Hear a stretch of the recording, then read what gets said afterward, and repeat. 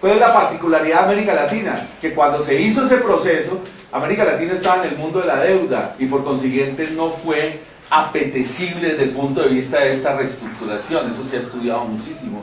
En cambio, donde aparecieron los cordones apetecibles para el capital transnacionalizado que fragmentaba trabajo, en Asia, básicamente China, India y los llamados tigres asiáticos. Es decir, que el proceso de industrialización a la manera de la globalización corporativa se hizo en Asia y se desplazó el mapa de la inversión empresarial que había existido en América Latina hasta los 80, o sea, hasta el modelo sustitutivo, que por un lado fue liquidado en el periodo de la deuda del 80, pero por otro lado perdió la posibilidad de inversión transnacional a la manera de la reestructuración del trabajo que se hizo después de los 90. Esto es muy importante para entender lo que está pasando en América Latina. Es decir, no es simplemente una cosa volitiva de las élites, es una reestructuración transnacional del capital. Bien, ¿eso qué significó? Que hay un desplazamiento de inversión. Usted se supone a ver los productos internos brutos y las exportaciones de Asia con relación a América Latina, la diferencia es descomunal. Mientras Asia está haciendo partes de manufacturas, o sea, cadenas de carros, celulares, computadores y demás, el grueso de la canasta exportadora de América Latina es bienes de la naturaleza, lo que se conoce como primarios. O sea, ¿qué es lo que está exportando América Latina después del 90?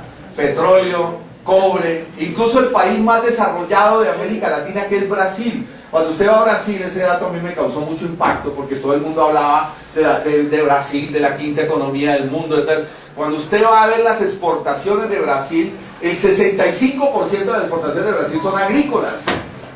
Es decir, lo que ocurrió en el universo de América Latina, para decirlo en el sentido convencional, es que se reprogramó el mapa de la inversión y que hoy padecemos una división internacional del trabajo donde lo que nos queda es vender productos de la naturaleza. Eso es lo que se conoce como reprimarización de la economía. Por eso el tema agrario volvió a ser tan importante en América Latina.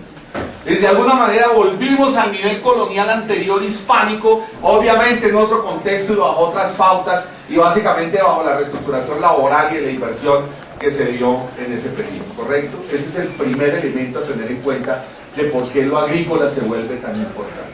Pero asociado a eso, en América Latina hay otro punto que es muy importante resaltar en el caso de la agricultura. Y es que esa agricultura, en el caso del diseño de agricultura industrial, en general en América Latina, y eso es lo que está diseñando Santos, en el famoso Pacto Agrario, se hace con cadenas de producción transnacional. Es decir, no se hace ya, no es el campesino o el empresario interno solo en su terreno como ocurría antes, no, es la cadena. La cadena significa asociación, esa es la globalización, el modelo de globalización, ustedes lo pueden ver en los documentos del Banco Mundial, sobre todo en los documentos de la FAO, y es articular la producción, es decir, usted produce internamente ganadería, ¿cómo lo asocia con Walmart para comercializar carne? ¿Cómo lo asocia con los que venden títulos de bolsa de la ganadería? O sea, ¿cómo usted asocia toda la cadena? Es decir, el modelo de la globalización es capturar espacios en nuestros países e integrarlos a cadenas productivas transnacionales. Es un elemento muy importante, porque no es solo el tema de las importaciones, las exportaciones, no, aquí estamos jugando es a una reingeniería de la nueva inversión de capital. Eso es el modelo Santos. El modelo Santos es cómo llegamos a la globalización, en un momento en donde además a Colombia, a la globalización agrícola, en un momento en que además a Colombia el Banco Mundial está diciendo que es un desperdicio, que con la crisis de alimentos, crisis que además es hecha por las transnacionales, estas 10 que capturan, acaparan, hacen lo que quieren, ¿no? Porque no hay crisis de productividad. O sea, ¿cómo le explica usted que la mayor alta productividad de la historia del planeta haya hambrunas físicas?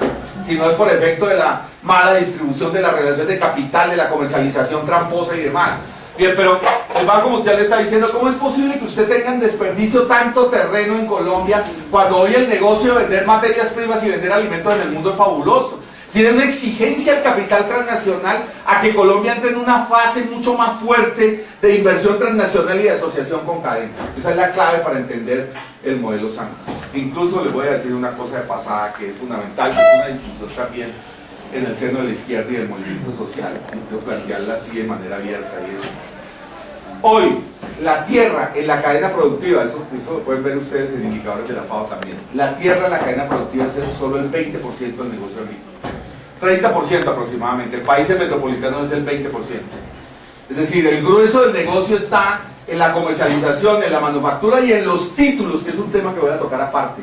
Eso se llaman commodities en el negocio internacional hoy. O sea, las materias primas se venden en las bolsas de valores. Y eso es lo que genera el gran negocio especulativo hoy en el mundo. ¿Ya? Entonces, la tierra como tal es solo el 20%. Claro, la contradicción es que siguen necesitando la tierra. Pero desde el punto de vista de la cadena de valor, que es lo que me interesa decir ahora, ¿no es cierto? Desde el punto de vista de la cadena de valor, la tierra es solo el 20% del conjunto de la cadena. Eso es muy importante. ¿Por qué? Porque acaba con una lógica sendista. Para mí está la contradicción Santos-Uribe. Porque Uribe es todavía la vieja hacienda que acumula desde el punto de vista a lo La Florida, a lo ganadero, a los que potrerizaron en este país 18 millones de hectáreas, ¿no? Que es la lógica de que la ganancia es acaparar, matar, desterrar, etcétera, etcétera. Y el otro siendo también acaparador, desterrador y demás, pero se monta es sobre la base de yo te puedo dar tierra, pero te endeudo. O sea, es la lógica del capital financiero, no es la lógica del despojo total. Hay un cambio cualitativo, esto es importantísimo, compañeras y compañeros, y seguiré insistiendo en esto hasta el cansancio. Hay un cambio cualitativo en el modelo de acumulación de capital hoy, que es básicamente capital financiero, y es esto. El capital antes, ya les dije, desplazaba, desposeía, hoy, es decir, a la manera de quitar tierra. Hoy el capital financiero necesita que usted sea propietario. Ese es el discurso de los propietarios, pequeño propietario. Lo voy a pedagogizar de otra manera. Si ustedes se leen los discursos del Banco Mundial sobre los barrios pobres de América Latina, dicen, ahí hay una cantidad de plata que está perdida. ¿Cómo llegan los bancos a esos barrios pobres? Dicen. Ese es un modelo que empezó a desarrollar un tipo que se llama Hernando de Soto, en Perú. Lo de la economía informal y el manejo de la pobreza en nuestros países. Dice, ahí hay billones de pesos. Que en el caso colombiano dicen, los mismos que diseñan estos modelos dicen, se lo está tragando el gota a gota y se lo está tragando los intermediarios. No, eso tiene que ir a los bancos, eso hay que formalizarlo en los bancos. Todo ese crédito del pequeño tendero, todo ese crédito del tipo que está pagando una casita, que está haciendo el repeño y que lo está haciendo un piso desordenado, otro piso. No, eso tiene que venir para los bancos, eso no lo podemos seguir dejando a los intermediarios de barrio. Entonces, hay un diseño del Banco Mundial que es en todos estos cinturones de miseria para volver luego a la tierra, para mostrarle lo que está pasando hoy con el capital financiero. No, y porque Santos expresa mucho más el capital financiero, ¿no? Hoy le dicen a usted, llegan a los barrios pobres y le dicen, es política de todos los planes de ordenamiento territorial, es política de todo el diseño territorial de periferia. Banco notario le dice, ¿usted tiene propiedad sobre esta invasión? No, hombre, qué pena, pero yo no tengo. Tenga el título de propiedad. ¿Usted tiene propiedad sobre esta tienda? No, yo no tengo. Tenga el título de propiedad. Contra eso construyeron una vaina que se llama Banco de Segundo Piso, o Banco en Colombia se llama, ¿cómo es? Banco de Favorabilidades, no recuerdo, banco, algo así, del gobierno de Uribe, que permite hacer también un populismo barrial muy fuerte. No me acuerdo ahora el nombre, pero es un banco de segundo piso donde el gobierno también tiene que apoyar esos préstamos y avalarlos. ¿Cuál es el modelo del Banco Mundial? Yo te doy propiedad, pero te endeudo. O sea, el constructo del capital pasa hoy por aceptar cualquier tipo de propiedad. Lo importante es que genere renta, lo importante es que genere flujo financiero. Esa es la clave del capitalismo hoy. En México lo hicieron incluso con los resguardos.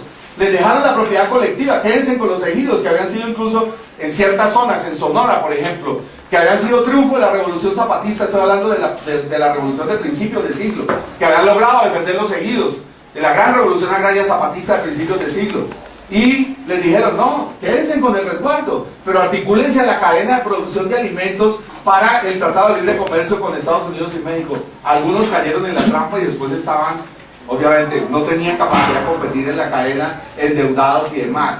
Es decir, ese capital financiero te endeuda, te expropia en el mediano plazo por apropiación. Primero te da propiedad y luego te expropia por crédito. Es distinto al capital que entraba a barrer y decir yo quiero, que es más el caso colombiano, que es más la hacienda, yo me quedo con todo y yo acumulo propiedad y tal y tal y tal. O sea, hay una diferencia cualitativa desde el punto de vista de la acumulación, que a mí particularmente me preocupa, porque permite un discurso de cooptación sobre el campesino y en general sobre el propietario. Es decir, llevado esto a la tierra es colono tenga el título de propiedad.